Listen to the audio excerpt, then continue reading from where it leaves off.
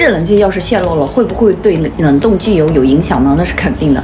制冷剂一漏呢，冷冻机油也会跟着变少，这样呢，润滑就达不到标准了，部件磨损就会更加严重，而且这个时候空气水分就会趁虚而入，导致冷冻机油氧化水解，产生酸性物质，会把金属给腐蚀掉。压缩机可就遭老罪了，制冷效果也会变得很差，所以一旦制冷剂泄漏，就得赶紧检查泄漏点，修复好，然后再补充冷冻机油和制冷剂。精准选油就找我小董。